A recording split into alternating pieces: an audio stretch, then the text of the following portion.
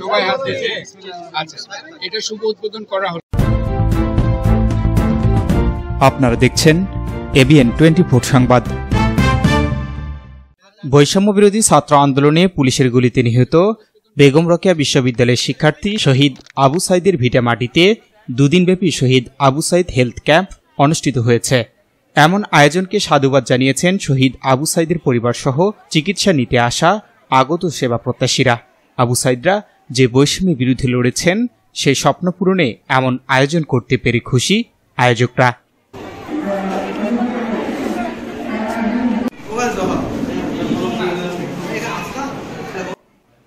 রংপুরে পীরগঞ্জে জাফরপাড়া কামিল মাদ্রাসায় শহীদ আবু সাইদের স্মরণে শহীদ আবু সাইদ হেলথ ক্যাম্পের আয়োজন করল power and participation research centre.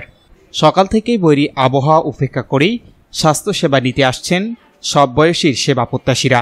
শুক্রবার সকালে দুদিনব্যাপী হেলথ ক্যাম্পের আনুষ্ঠানিক উদ্বোধন করেন তত্ত্বাবধায়ক সরকারের সাবেক উপদেষ্টা ডক্টর হোসেন জিল্লুর রহমান।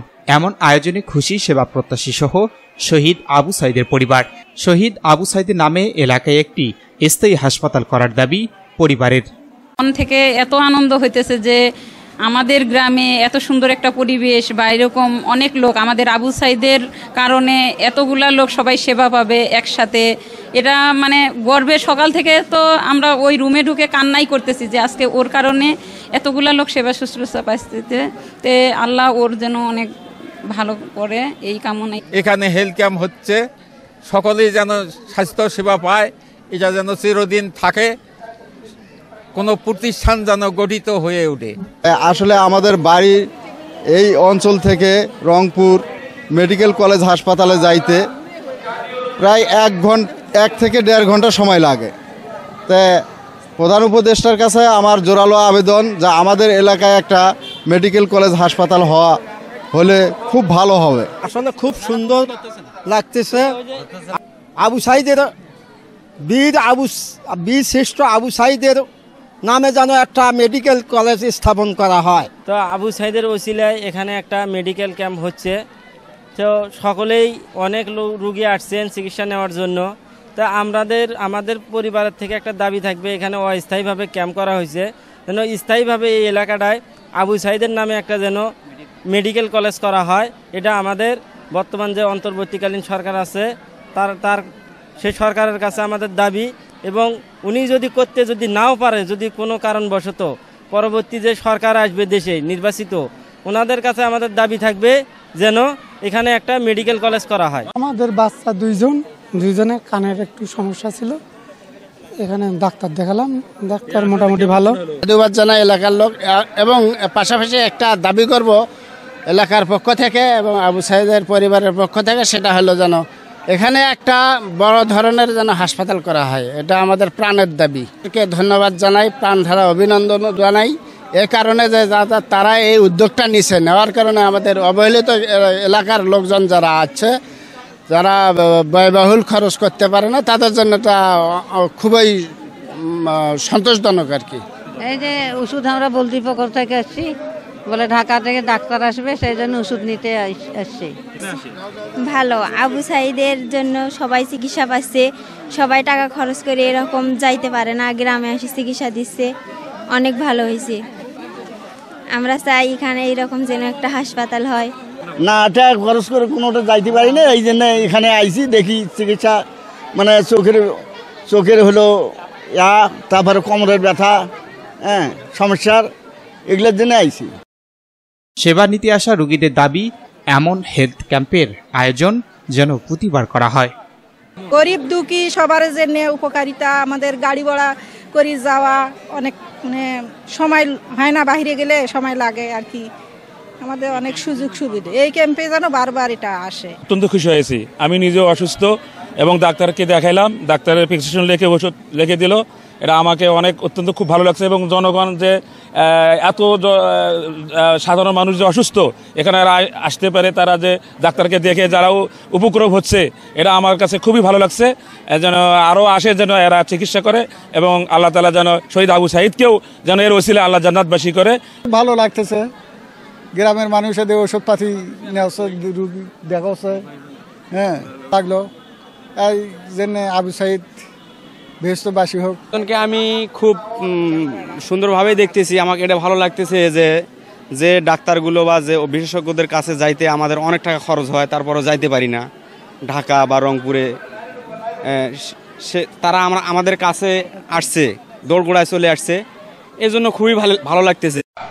আবু সাইদের যে আত্মত্যাগ, সেটা সাধারণ মানুষকে সেবাদানের মধ্য দিয়ে একটু মর্যাদা দেওয়ার চেষ্টা করছি বলছেন এই চিকিৎসক।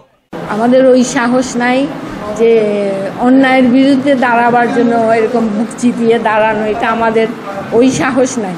কিন্তু ওর যে আত্মত্যাগ, এটাকে যদি এই স্বাস্থ্যসেবা দিয়ে একটুও যদি এটাকে মর্যাদা দিতে পারি, মানে সম্মান করতে পারি, সেটা আমার জন্য অনেক বড় বিষয়।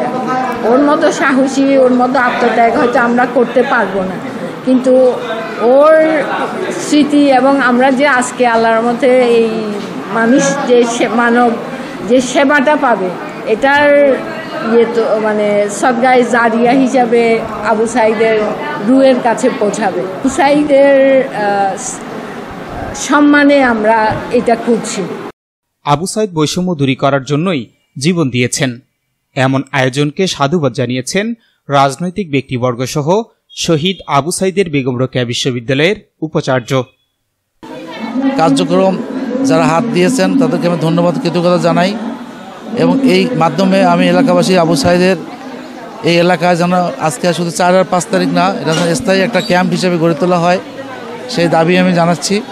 এই ধরনের সমাজে বিত্তমান যে মানুষগুলো আছে, সেই বিত্তমান মানুষগুলো যেন তারা যেন এই আবু সাইদের এই বৈষম্যমূলক যে ঘটনাগুলো বিভিন্ন ক্ষেত্রে ঘটছে, তার ফলশ্রুতিতে এই ধরনের বিত্তশালী মানুষদেরকে এগিয়ে আসার জন্য আমি উদাত্ত আহ্বান জানাচ্ছি, যাতে আবু সাইদের এলাকা শুধু না, বাংলাদেশের বিভিন্ন এলাকায় যাতে এই ধরনের বৈষম্যের শিকার, বিশেষ করে মেডিকেল ক্যাম্প গড়ে তোলা হয়, তার জন্য আমি জোর দাবি জানাচ্ছি।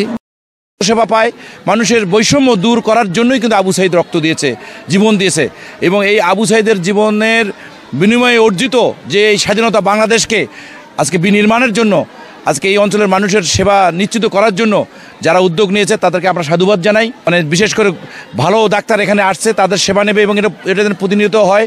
মানুষের যেন এই আবু সাইদের জন্মভূমিতে মানুষের যেন সবসময় সেবার একটা দ্বার উন্মোচিত করার ক্ষেত্রে যে উদ্যোগ নিয়েছে, সেই উদ্যোগটাকে আমরা সাধুবাদ জানাই। যার জন্য আবু সাইদের যে আত্মত্যাগ, সেটিকে সম্মান জানানো তখনই সার্থক হবে যখন সাধারণ মানুষ প্রত্যাশাগুলো পূরণ করতে পারব।